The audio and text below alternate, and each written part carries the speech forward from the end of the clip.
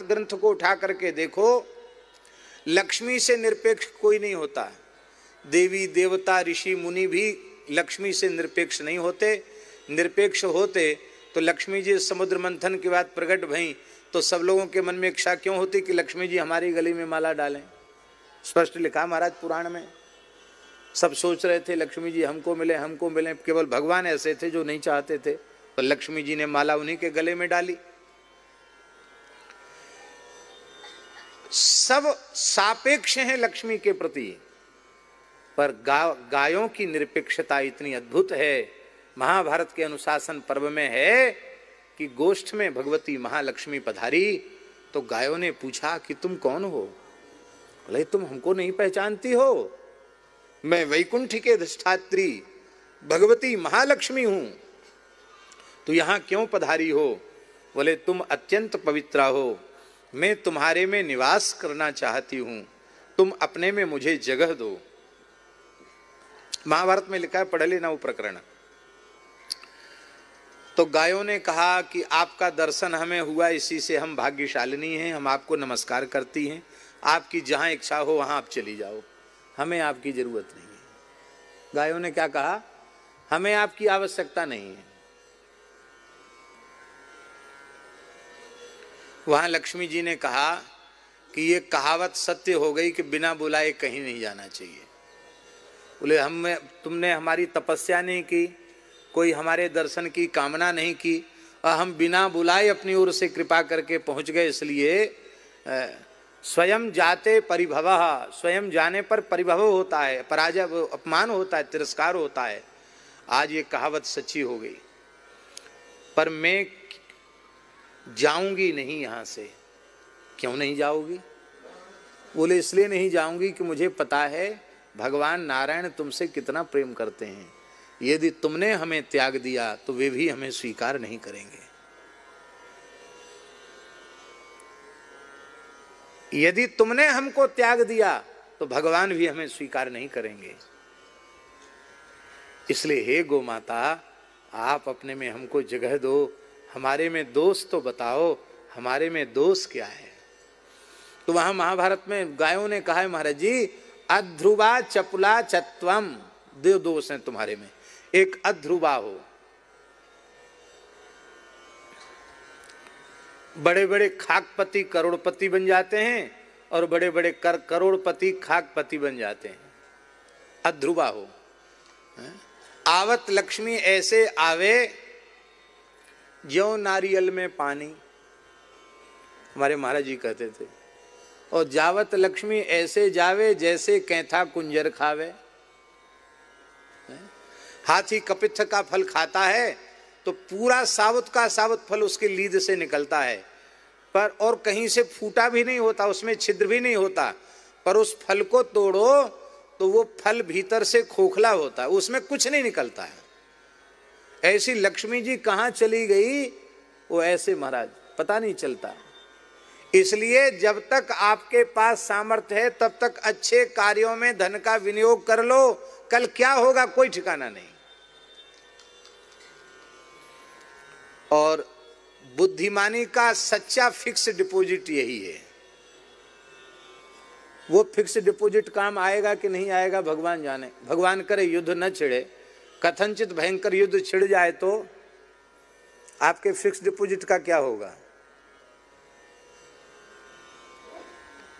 आप सब निकाल सकते हो क्या युद्ध के समय?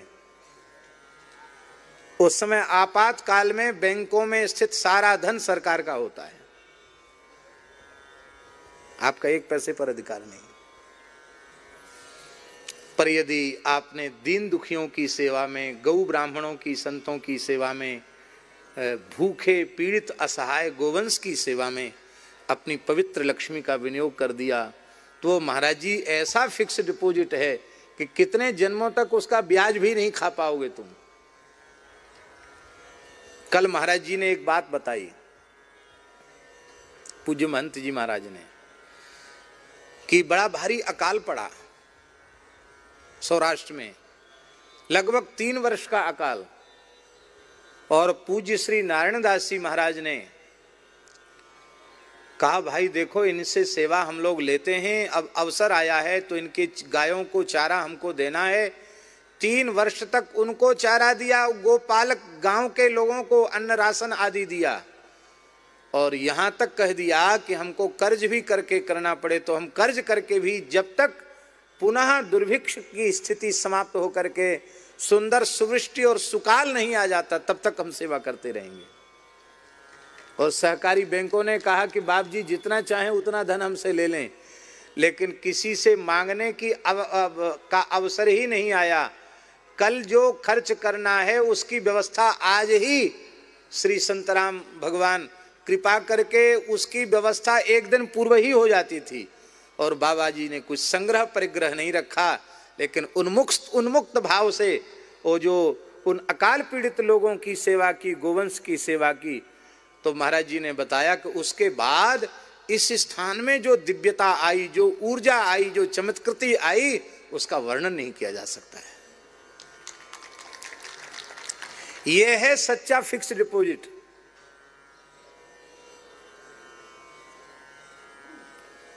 श्री वृंदावन बिहारी अध्रुवा चपुला चत्वम। एक तो तुम एक जगह स्थिर नहीं रहती हो, अध्रुवा हो, नष्ट हो जाती हो, और चपल हो, चंचल हो, एक जगह टिकती नहीं हो, कभी यहां कभी वहां कभी वहां। लक्ष्मी जी ने कहा गौ माताओं, हम अध्रुवा और चपला जरूर हैं, पर हम वचन देती हैं हम तुम्हारे पास तो सदा सर्वदा रहेंगी, और तुम्हारे पास रहकर चंचलता नहीं करेंगी, तुम्हारे में रहेंगी, हमको जगह दो। बोले ठीक है, जब तुम्हारा ज्यादा मन है तो मेरे गोबर में निवास करो। और गोमये वसते लक्ष्मी ही, भगवती महालक्ष्मी ने गोबर में निवास किया। आप बताओ, गायों के जैसी निरपेक्षता का और कहीं कोई पुराणों में आपको उदाहरण उपलब्ध हो तो बताओ, नहीं मिलेगा जल्दी आपको। ये मननशील मुनि हैं। श्रीमद् भागवत का युगल गीत आप देखिए, गाय भगवान का चिंतन मनन कर रही हैं, और इतना ही नहीं, वो अपने भीतर अपने कर्ण मार्ग और नेत्र मार्ग से श्याम सुंदर को अपने हृदय कुंज में पधरा करके गोपी भाव से उनका आलिंगन भी कर रही है। ये मुनि है, शांत हैं। कोई बहुत शांत व्यक्ति होता है तो लोग उसको कहते हैं कि ये तो एकदम गऊ है। शांत व्यक्ति को गऊ कहा जाता है। शांत का, शांति का साक्षात विग्रह है गाय। निर्वैर है गाय, समदर्शी है गाय। इससे बड़ी समदर्शिता क्या होगी। महाराज जी, दुर्भाग्य की बात है कि लोग गाय का वध करते हैं। ये वध करने वाले लोग भी गोपालन करने लग जाएं तो क्या गाय अपना अमृत में दुग्ध इन्हें नहीं देगी? क्या अपने दूध, दही, घी, छाछ आदि से इनको उसको वंचित कर देगी क्या, कि इसने और इसके पूर्वजों ने तो हमारी हिंसा की थी, हम इसको अपना दूध नहीं देंगे? ऐसा है क्या? बधिक के प्रति भी करुणा करने वाली गाय, इससे बड़ी समदर्शिता क्या होगी। भगवान ने विचार किया ये संत परोपकारी होते हैं, और गाय के जैसा परोपकार और कोई प्राणी करता नहीं, इसलिए गाय ही संत हैं। मैं इन संतों के पीछे पीछे चलूं जिससे इनकी चरण रज मेरे ऊपर पड़े, मैं पवित्र हो जाऊं। कल्प कल्प प्रति प्रभु अवतरहि, चारु चरित नाना विधि करहि। कल्प भेद हरि चरित सुहाए, नाना भांति मुनीसन गाए। तो कल्प भेद से यहां चरित्र है। कहते हैं एक बार दुर्वासा जी महाराज पृथ्वी तल में विचर रहे थे। उन्होंने एक विद्याधरी के हाथ में संतानक पुष्पों की माला देखी। संतानक पुष्प माने होता है कल्प वृक्ष के पुष्प, उनकी माला देखी। तो माला को दुर्वासा जी ने कहा कि विद्याधरी देवी, ये माला हमको दे दो। विद्या ने बहुत सुंदर प्रेम से माला बनाई थी। किसी महात्मा ने मांगा तो दे दिया, प्रणाम पूर्वक दिया। ददौ तस्मै विशालाक्ष सादरम प्रणिपत्य तम। उस विशालाक्षी ने सादर प्रणाम करके माला दे दी।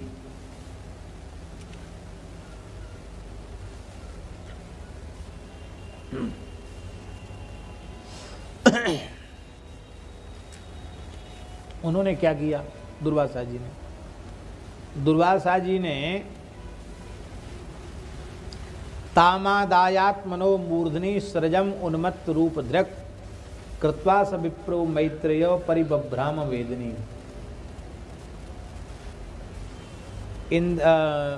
दुर्वासा जी ने उस माला को अपने सिर में लगा लिया, जटाओं में। अब हमारे जटा तो सब जय सियाराम हो गए, झड़ गए। पहले बहुत बड़े थे, झड़ते झड़ते सब झड़ गए।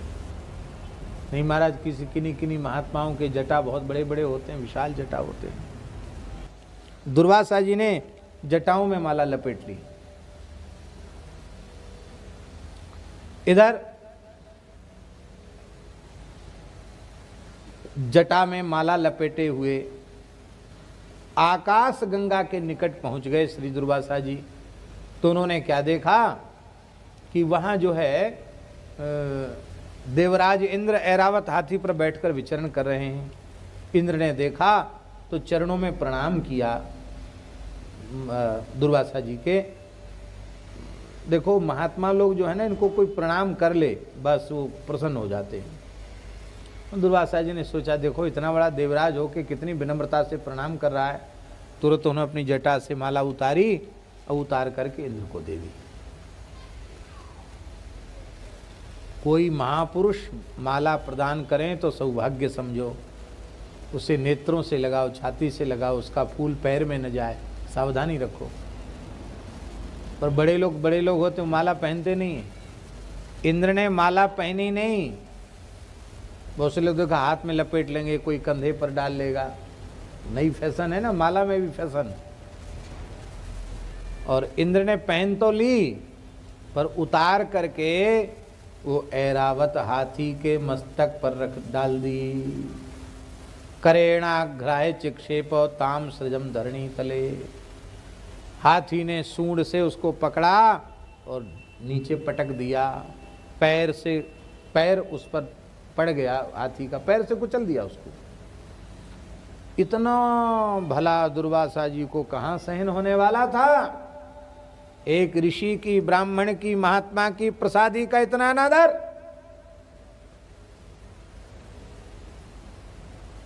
दुर्वासा जी ने कहा, दुर्वासा उवाच ऐश्वर्य मददुत्तात्मन अतिस्तब्धोसी वासव श्रेयो धाम सृजम यस्त्वाम मद्दत्ताम नाभिनंदसी। तू ऐश्वर्य के मद में इतना मतवाला हो रहा है कि मेरे द्वारा दी गई माला का तूने घोर तिरस्कार किया है।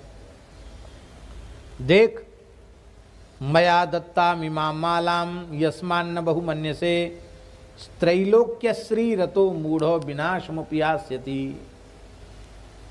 मेरे द्वारा दी हुई माला का तूने अनादर किया है, इसलिए तेरा त्रैलोकी का वैभव नष्ट हो जाए। तीनों लोकों में जो वैभव है वो भगवती महालक्ष्मी की कृपा से ही है, ये नष्ट हो जाए। श्राप दे दिया महाराज। जैसे ही श्राप दे दिया उसी समय वो श्रीहीन हो गया, सारा त्रिभुवन श्रीहीन हो गया। तस्मात् प्रनष्ट लक्ष्मीकम त्रैलोक्यम ते भविष्यति। इसलिए तुलसी दल हो, बिल्वपत्र हो, पुष्पमाला हो, भगवान की प्रसादी हो, गुरु महाराज की प्रसादी हो, किसी महात्मा की प्रसादी हो, तो उस पर पैर नहीं पड़ना चाहिए। लिखा है, हरते लंघना दायु स्परसाद धरते श्रिया। लांघ जाए निर्माल्य को तो आयु नष्ट हो जाती है।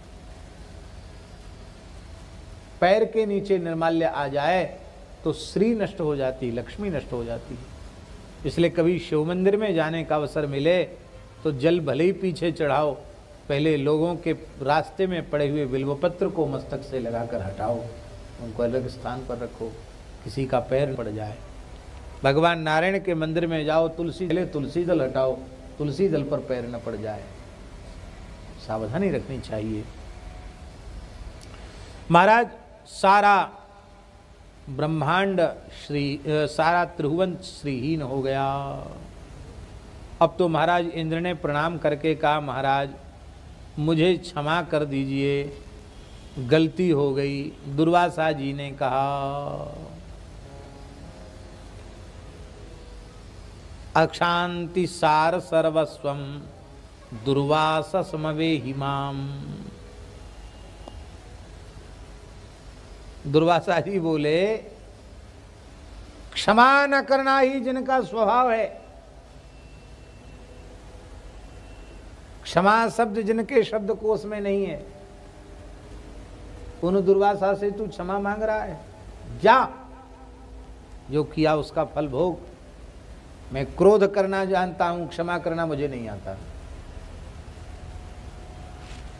तेरा दोष नहीं है। वशिष्ठ आदि क्षमाशील ऋषियों ने इंद्र सूक्त के द्वारा, वेदों के सूक्तों के द्वारा, यज्ञों में तेरी बड़ी बड़ी स्तुतियां गा करके तुझे उन्मत्त बना दिया है, पर तुझे दंड देना आवश्यक है। दुर्वासा जी चले गए। नाहं क्षमिष्ये बहुना किमुक्तेन शतक्रतो विडंबना मिमाम भूया करोष्यत्यनुनयात्मिकाम। अब तू अनुनय विनय कर रहा है, इससे क्या फायदा होगा?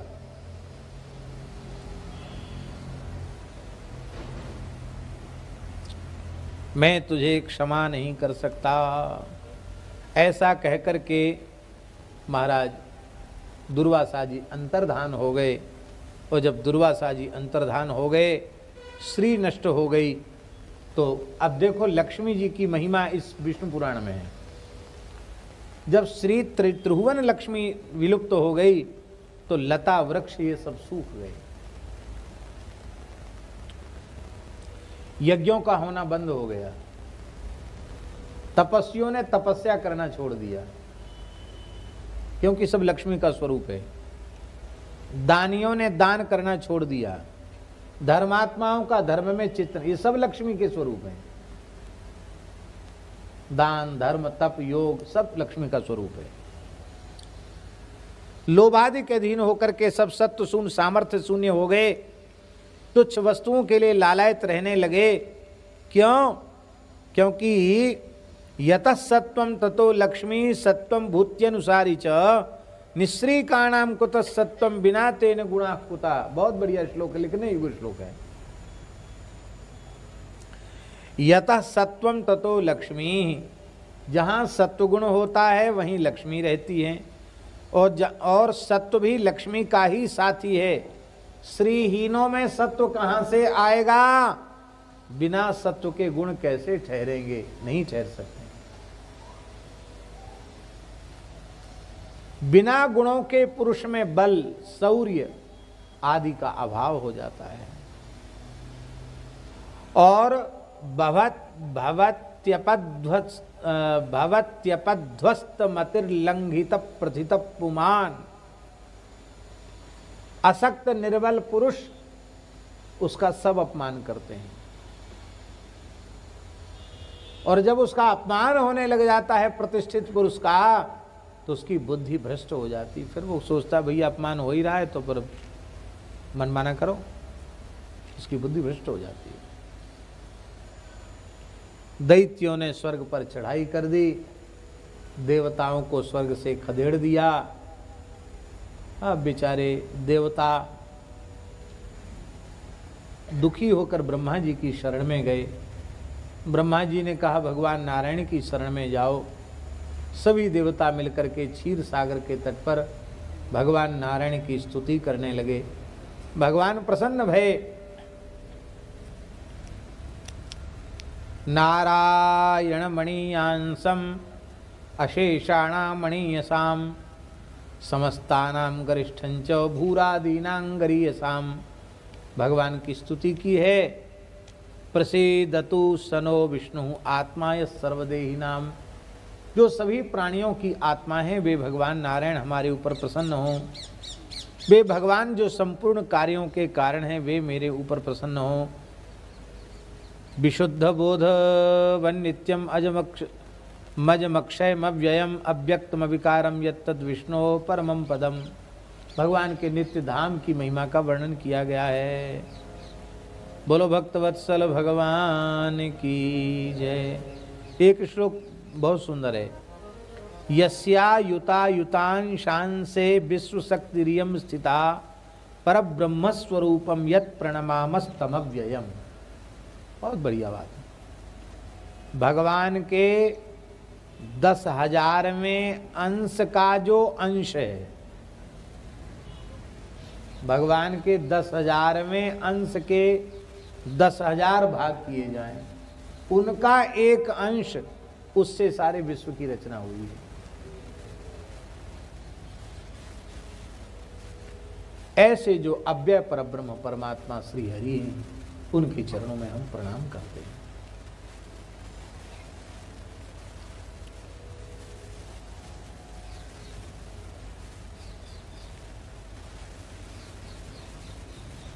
भगवान प्रसन्न हो गए और भगवान ने कृपा पूर्वक दर्शन दिया। बोलो भक्तवत्सल भगवान की जय। भगवान ने कहा कि देखो तुम्हारी स्तुतियों से हम बड़े प्रसन्न हैं। अब तुम लोग ऐसा करो कि दिव्य दिव्य औषधियों का संग्रह करो, अमृतमयी औषधियों का संग्रह करो, उसको क्षीर समुद्र में डाल दो और मंदराचल की मथानी बनाओ, बासुकी नाग की रस्सी बनाओ और इस समुद्र मंथन के कार्य में दैत्यों का भी सहयोग लो।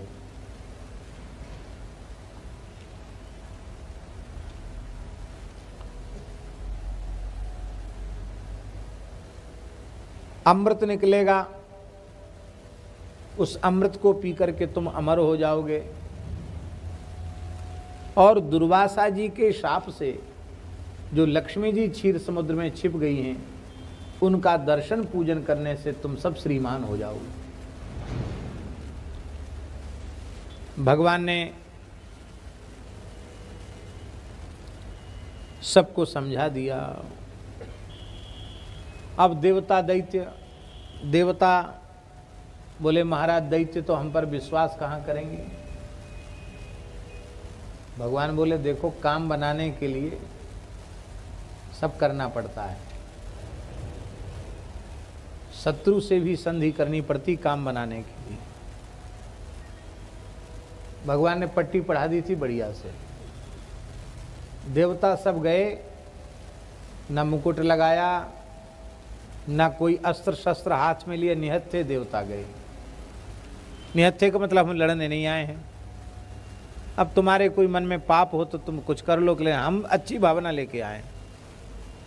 दैत्य देवताओं को देखकर लड़ने के लिए खड़े हुए। बलि ने रोक दिया, नहीं नहीं मत देखो, लड़ने के लिए नहीं आए।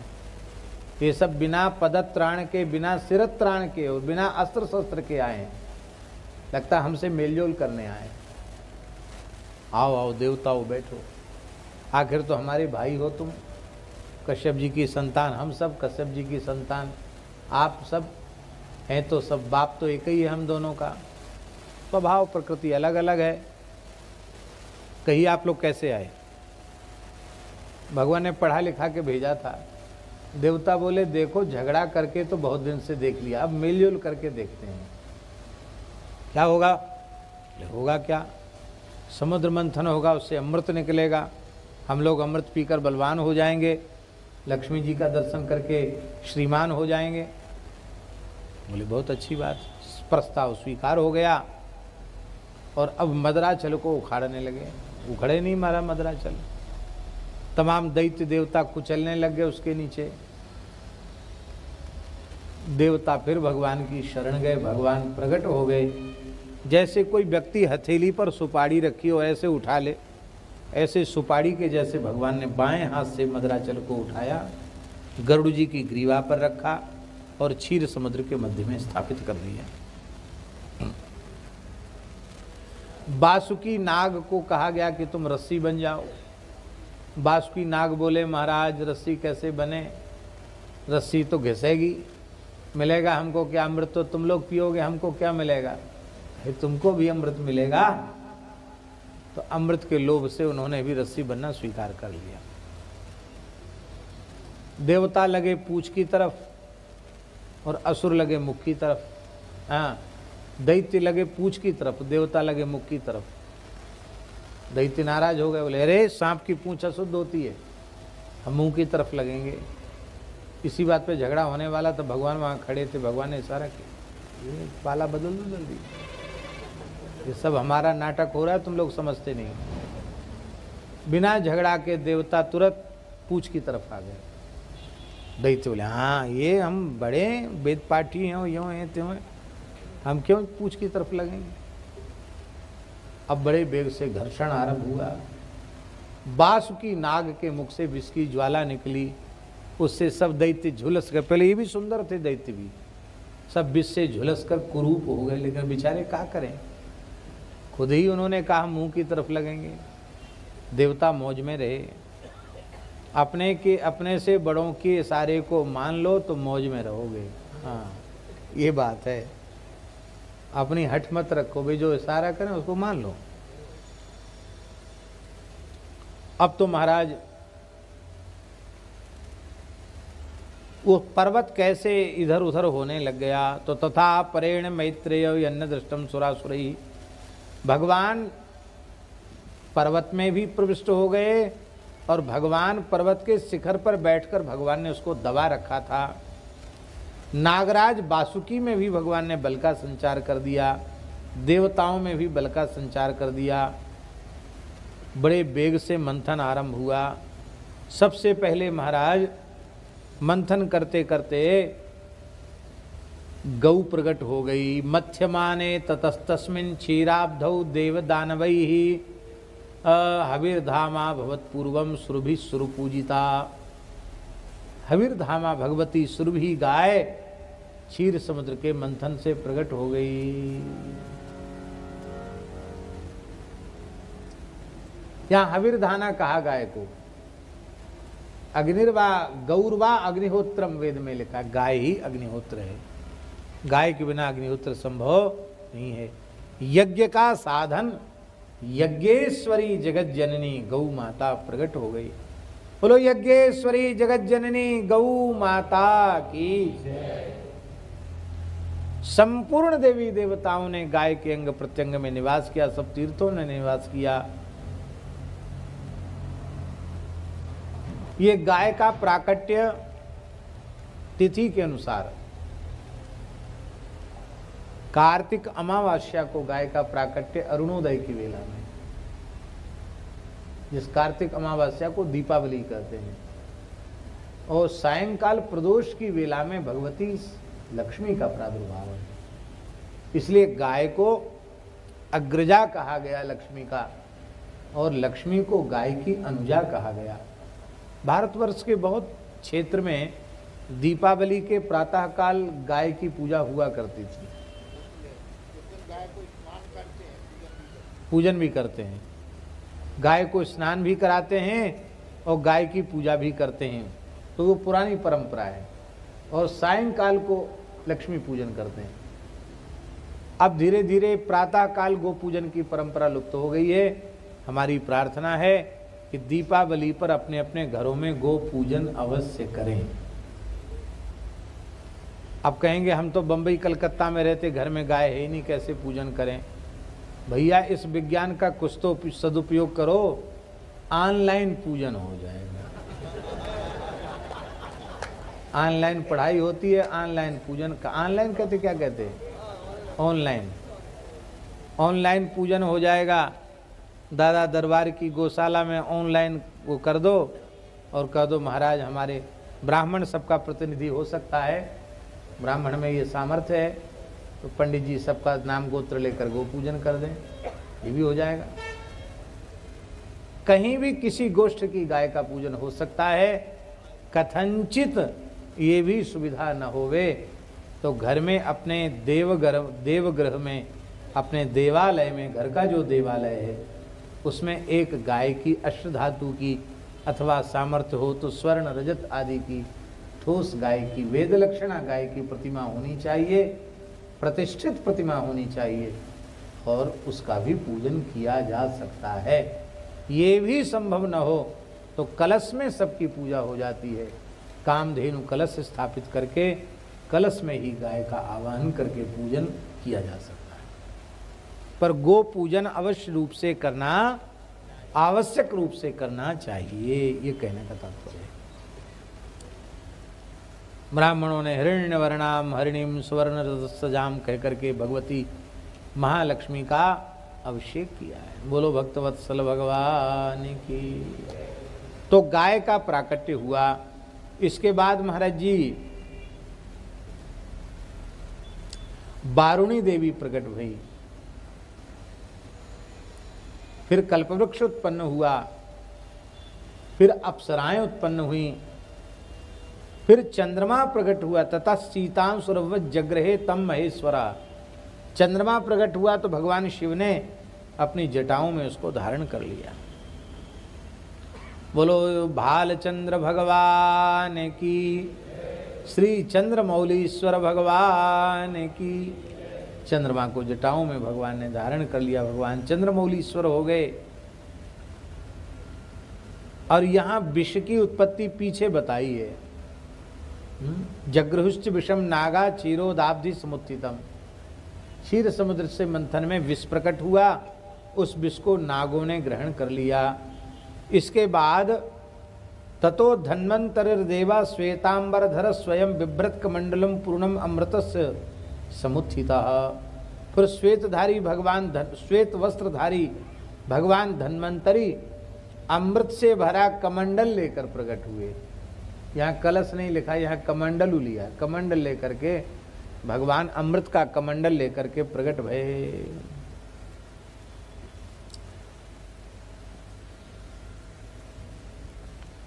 बड़ी प्रसन्नता हुई देवता दैत्यों को देख करके। इसके बाद भगवती महालक्ष्मी प्रकट भई धन्वंतरी जी के बाद। ततः स्फुरत कांतिमती विकासी कमले स्थिता श्रीर देवी पैसस्तस्मात् भूता धृत पंकजा। हाथ में कमल लेकर के यासा पद्मासनस्था विपुल कटितटी पद्मपत्रायिताक्षी गंभीरावर्तनाविस्तन भरणमिता शुद्ध वक्त्रोत्तरीया लक्ष्मीर दिव्यैर गजेन्द्री मणिगणखचितैः स्नापिता हेम कुंभैर नित्यं सा पद्महस्ता वसतु मम गृहे सर्वमांगल्य युक्ता। बोलो लक्ष्मी महारानी की। तो महाराज जी लिखा है यहाँ कि ततस्फुरत कांतिमती विकास कमले स्थिता श्रीर देवी पैसस्तस्मा दुद्भूता धृत पंकजा ताम तुष्टुबुर मुदा युक्ता श्री सूक्तेन महर्षयः। उस समय महर्षियों ने श्री सूक्त से स्तुति की। तो पूज्य ब्राह्मण देवता यहाँ विराजमान हैं। आप लोग श्री सूक्त का उच्चारण कर लें। लक्ष्मी जी प्रकट भई हैं। हरिणीं सुवर्णरजतस्रजां चंद्रां हिरण्मयीं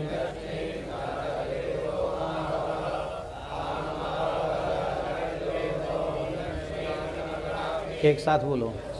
हिरण्यं विन्देयं कामस्वं पुरुषानः अश्वपूर्वां रथमध्यां हस्तिनाद प्रमोदनीं श्रियं देवी वह्वये शिरमा देवी श्रुतां कां स्वस्मितां हिरण्यप्राकारां माद्राञ्जलन्तीं तृप्तां तर्पयन्ति पदमे स्थितां पद्मवर्णां ताम्यो वह्वये श्रिया चन्द्रां प्रभासां हिंसा ज्वलन्तीं श्रियं लोके देवयुष्टामुदारा तां पद्मनेमिं शरणमहं प्रपद्ये अलक्ष्यनिर्वे नक्षतां कामृणे आदित्यवर्णे तपसोऽधिजातो वनस्पतिस्थं वृक्षोदबिलवः तस्य फलानि तत्सानुदन्तो मायान्तराया शिवाया रश्मिः उभयतु मां देवसखः कीर्तिश्चामणिना सह प्रादुर्भूतोत्तराष्ट्रस्मिन् कीर्तिमित्यं ददातु मे सत्यभागां बलां ज्येष्ठामलक्ष्मीं न प्रयाम्याम् सर्वां निर्दमे गृहात् गन्धद्वारां दुरादर्शां नित्यपुष्टां करेषणीं ईश्वरीं सर्वभूतानां दामिमोपयेष्य मनसा काममाभूतिं वाजहदत्यमहीमहे असूनां रूपमन्यस्य महिषीर्षयामिदः कर्दमेन प्रजाभूता मयि शम्भवकर्णमः श्रियं वासय मे कुले मातरं पद्ममादने आपः सुदन्तु सिद्धानि चिकिरीडवसमे गृहे विषदेवी मातरं श्रियं वासय मे कुले आद्रापुष्करणीं पुष्टिं पिङ्गलां पद्ममालिने चन्द्रां हिरण्मयीं लक्ष्मीं जातवेदो महावः आद्रां यः करणीं यष्टिं सुवर्णां हेममालिनी सूर्यां हिरण्मयीं लक्ष्मीं जातवेदो महावः कामाव जातवेदो लक्ष्मीमनुगामिनी यस्यां हिरण्यं प्रभूतं गावो दास्योष्टां विन्देयं पुरुषानः यश्चित्रेदो भूत्वा जुहुदाय जुमन्वहं सूक्तं पञ्चदशवचनं च श्रीकामः सततं जपेत्। महालक्ष्मी माता की जय। महर्षियों ने श्री सूक्त से भगवती का अभिषेक किया है। विश्वावसुआसी गंधर्वों ने संगीत गाकर के लक्ष्मी जी को रिझाया है। घृताची आदि अप्सराओं ने नृत्य किया है और गंगा आदि नदियों ने स्वयं कलश भर भर करके भगवती महालक्ष्मी का स्नान कराया है। गंगाद्या सरितस्तोयैः स्नानार्थमुपतस्थिरे दिग्गजा हेमपात्रस्थम आदाय विमलम जलम। दिशाओं के गजेंद्रों ने स्वर्ण कलशों में भर भर करके जल से स्नान कराया है। भगवती सुरभि माता ने अपने पवित्र दूध से भगवती को स्नान कराया। पंचामृत स्नान, पंचगव्य स्नान हुआ है, शुद्ध जल से स्नान हुआ है, मलयाग्रि, चंदन, रसोदक, फलोदक आदि से स्नान हुआ है। भगवती का महाभिषेक संपन्न हुआ है। क्षीर समुद्र ने कभी न कुम्भलाने वाली कमल पुष्पों की माला धारण कराई है। विश्वकर्मा जी ने शरीर में अंग आभूषण अर्पित किए हैं और दिव्य माला को लेकर के भगवती लक्ष्मी जी खड़ी हो गईं। देखो ठाकुर जी बड़े लीलाधारी हैं तो लक्ष्मी जी भगवान की, लेकिन माला हाथ में दे दी गई। मानो ये ना कहे कि इन्होंने ले लिया लक्ष्मी जी को। अब आप जिसको चाहो उसके गले में माला डाल दो। लक्ष्मी जी ने भगवान नारायण के गले में माला डाली और यहाँ लिखा है पश्यताम सर्वदेवानाम ययु वक्षस्थलम हरे। सभी देवताओं के देखते देखते भगवती लक्ष्मी भगवान के वक्षस्थल में विराजमान हो गई, प्रतिष्ठित हो गई। बोलो लक्ष्मी नारायण भगवान की। अब और सुन लीजिए ध्यान से। अकेली लक्ष्मी जी दृष्टि डालें तो अब निहाल नहीं करेंगी। लक्ष्मी जी जब नारायण के हृदय में विराज गईं तो तया विलोकिता देवा हरिवक्षस्थलस्थया लक्ष्म्या मैत्रेय सहसा पराम निर्वृति मागता। वक्षस्थल में विराजमान लक्ष्मी जी ने जब देवता दैत्य आदि सबकी ओर मुस्कुरा करके देखा तो सबको आनंद हुआ और सब के सब देवता बलवान हो गए। दैत्यों से नजर घुमा ली और देवताओं की ओर देखा। सारे त्रिभुवन में जय जयकार होने लगी। जैसे सब श्रीहीन हो गया था, लक्ष्मी जी की दृष्टि पड़ते ही सब श्रीमान हो गया। देखो हमारे यहाँ क्या कहते हैं? श्रीमान। क्या कहते हैं? श्रीमान अमुक जी, श्रीमान अमुक जी। श्रीमान माने होता क्या है? मतु प्रत्यय हुआ ना तो श्रीमान बना। श्रीमान शब्द कहते हैं श्री वाला, इसको श्री कहते हैं। श्री जो मस्तक पर लगाई इसको क्या कहते हैं? श्री। ये वो नहीं है, इंगुर नहीं है, रंग नहीं है, ये शुद्ध हरिद्रा से निर्मित श्री है। पहले हमारे देश में ये नियम था कि प्रत्येक हिंदू सनातनी व्यक्ति श्री मस्तक पर धारण करके तब घर से बाहर निकलता था, क्योंकि बिना श्री के वो श्रीमान नहीं, श्रीहीन। तो श्रीहीन नहीं, श्रीमान बनो। माताएं भी श्री यहाँ धारण करती थी, पुरुष भी श्री धारण करते थे, तब सब श्रीमान होते थे। अब कितने लोग श्री लगाते हैं बताओ? माताएं श्री नहीं लगाती, क्या लगाती हैं? वो बाजार की बिंदी की टिप्पी आती है उनको चिपका लेती हैं। उसमें जो सिलोसन होता है चिपकने वाला, वो अशुद्ध पदार्थ होता है, उससे चमड़ी में बीमारी हो जाती है, दाग आ जाता माथे में।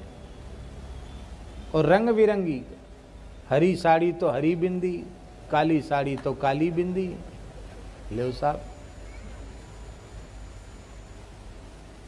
हाथ जोड़ के प्रार्थना, फैशन में मत पड़ो। प्राचीन सनातन धर्म की मर्यादाओं को मानो, श्रीमती बनो और श्रीमान बनो। श्री धारण करके माताएं श्रीमती हुआ करती थी और पुरुष श्री धारण करके श्रीमान हुआ करते थे।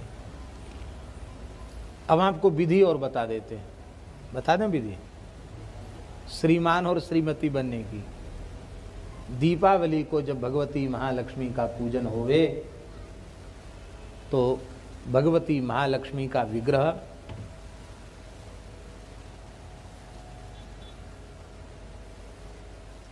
आपके घर में लक्ष्मी जी हैं, राधा रानी हैं, जानकी जी हैं, सब लक्ष्मी ही हैं।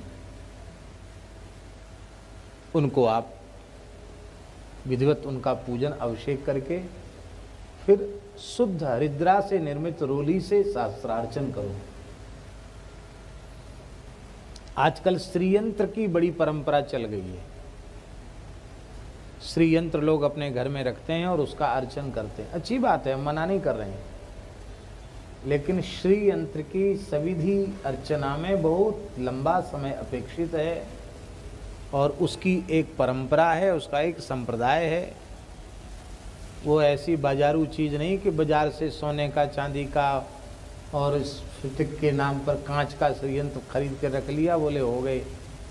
श्रीयंत्र भी रखा और कर्ज पे कर्ज भी बढ़ता चला जा रहा है। लो साहब, वो तो एक परंपरा से प्राप्त विद्या है। खाली फोटो रखने से, अभी आपने कल कथा में क्या सुना, कामधेनु का और कल्पवृक्ष का चित्र घर में बनाने से दरिद्रता दूर थोड़ी होगी। इसलिए भगवती लक्ष्मी का विधिवत पूजन करो। पूजन करके और फिर श्री से सहस्रार्चन करो। वो जो अर्चन की हुई श्री है उसी को वर्ष पर्यंत अपने मस्तक पर धारण करो। पुरुष भी धारण करें, माताएं भी धारण करें, तो वो श्रीमान बनने का साधन है। दुख दारिद्र सब नष्ट हो जाएगा। पर ऐसा कितने लोग करते हैं? धीरे धीरे ये वर्ष भर वही, जैसे उपाकर्म में यज्ञोपवीत का पूजन करके वर्ष भर द्विजाति उसी को धारण करते, ऐसे ही दीपावली के पवित्र अवसर पर भगवती महालक्ष्मी के प्राकट्य की तिथि पर लक्ष्मी जी का श्री से अर्चन करके वही श्री वर्ष भर अपने मस्तक पर धारण करनी चाहिए। हम वही धारण करते हैं, इसलिए बोल रहे हैं, नहीं तो बोलते नहीं, आपको बताते नहीं।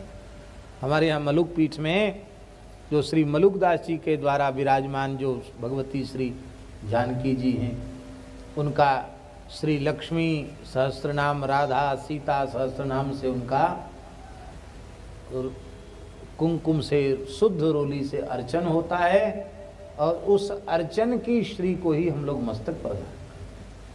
भगवान की प्रसादी तो भगवान का अमनिया श्री अलग रहती है नित्य पूजन के लिए, लेकिन अपने धारण करने के लिए भगवती का प्रसाद ही मस्तक पर धारण किया जाता है। ये बात तो ये दीपावली की बात आपको बता दी।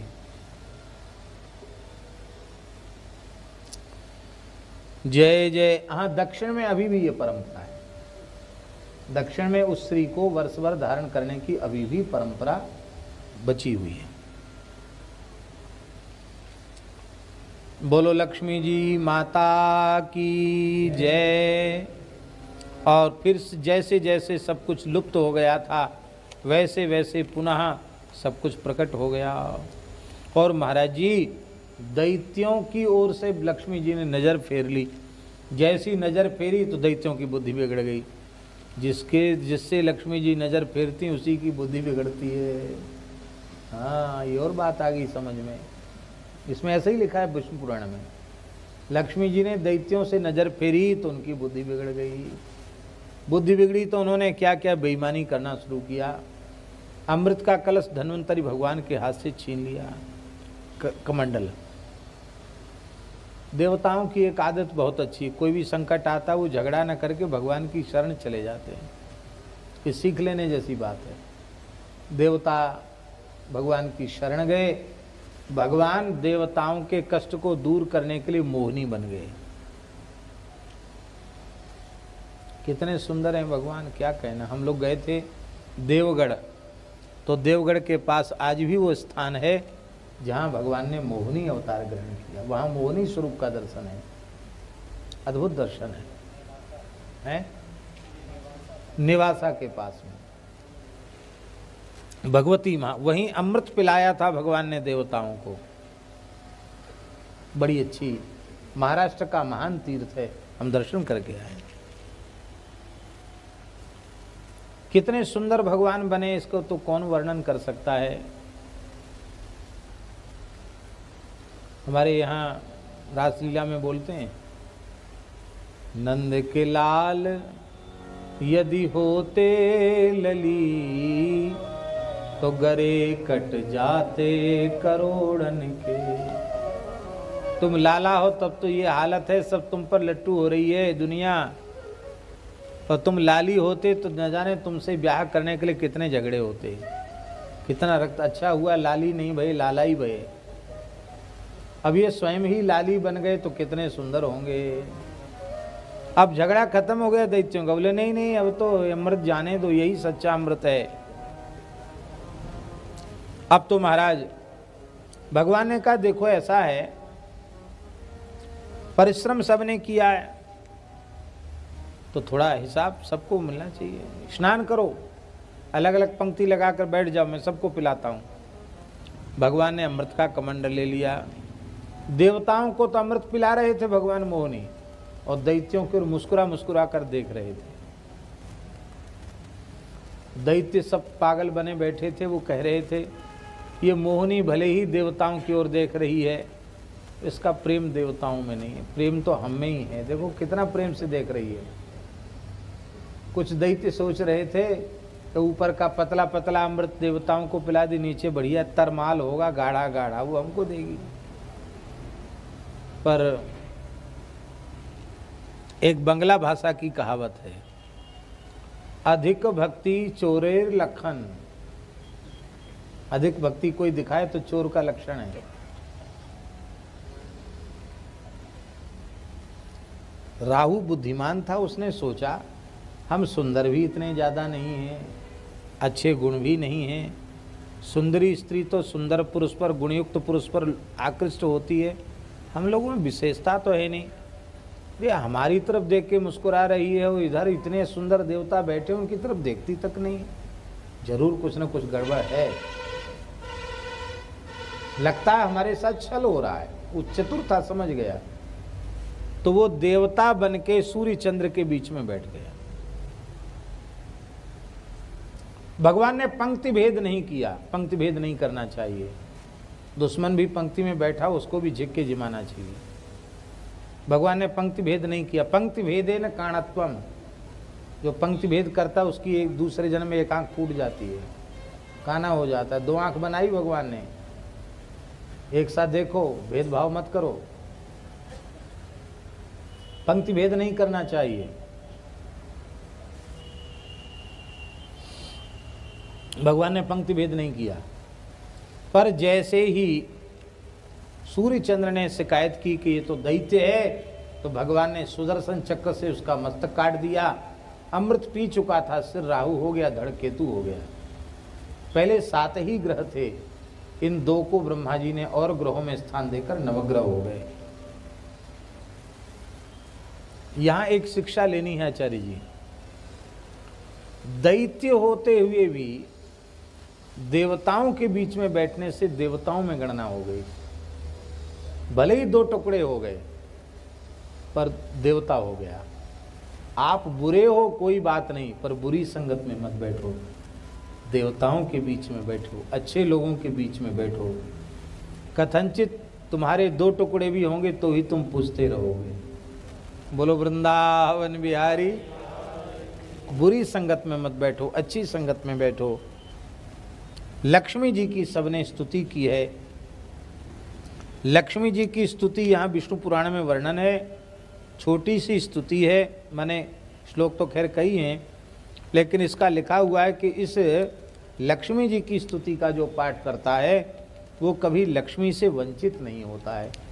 इंद्र उवाच नमस्ये सर्वलोकानां जननी मब्ज संभवाम श्रियम मुनिद्र पद्माक्षीम विष्णु वक्ष स्थल स्थिताम कह कई श्लोक हैं, उनसे स्तुति किया है। लक्ष्मी जी ने कहा सायंकाल प्रातःकाल इस स्तोत्र का जो पाठ करेगा, यस्य सायं तथा प्रातः स्तोत्रेणानेन मानवः माम स्तोष्यति न तस्याहम भविष्यामि परांगमुखी। जो प्रातःकाल सायंकाल इस स्तुति का पाठ करेगा, उससे मैं कभी मुख मोड़ूंगी नहीं, उस पर मेरी सदा कृपा बनी रहेगी। ये वरदान इस स्तुति को प्राप्त है। और महाराज जी बहुत बड़ी स्तुति नहीं है, 1 2 3 4 5 6 7 8 9 10 11 12 13 14 15 16 17 18 17 18 श्लोक हैं। छोटी स्तुति है, इसको नित्य किया जा सकता है, बहुत अच्छी स्तुति है।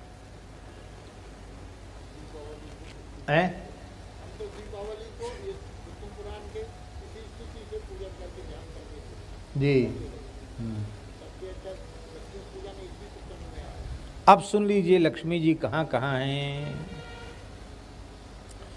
लक्ष्मी जी का अवतार भृगु जी की पत्नी ख्याति के गर्भ से हुआ, भगवान से उनका विवाह संपन्न हुआ। जब जब भगवान अवतार लेते हैं लक्ष्मी जी साथ रहती हैं। जब भगवान आदित्य रूप से प्रकट हुए तो लक्ष्मी जी पद्म से उत्पन्न हुई, भगवान की शक्ति पद्मा कहलाईं। जब भगवान परशुराम रूप में उत्पन्न हुए तो ये लक्ष्मी जी पृथ्वी कहलाईं। जब भगवान श्री राम रूप में प्रकट हुए तो ये सीता जी कहलाईं। राघवत पे भवत सीता रुक्मिणी कृष्ण जन्मनी, जब श्री कृष्ण अवतार हुआ तो ये रुक्मिणी कहलाईं। और जिस जिस अवतार में भगवान जाते हैं सर्वत्र ये प्रकट होती हैं। देवत्वे देवदेहेयम मनुष्यत्वेत मानुषी विष्णुर्देहानुरूपाम्बई करोत्ये सात्मनस्तनुम।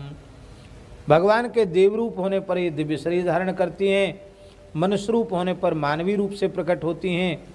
भगवान के शरीर के अनुरूप अपने शरीर को प्रकट कर देती हैं। जो लक्ष्मी जी की इस कथा को विष्णु पुराण की सुनेगा, उसकी लक्ष्मी का नाश नहीं होगा, उसके कुल में भी दरिद्रता नहीं आएगी। ऐसा ये पवित्र स्तोत्र है। ये इति सकल विभूत्यवाप्ति हेतु स्तुतिरीय मिंद्र मुखोद्गता ही लक्ष्म्याः अनुदिन मिह पठ्यते नृभिर्यैर् बसति न तेषु कदाचिदप्य लक्ष्मी। उनके घर में अलक्ष्मी कभी निवास नहीं कर सकेगी।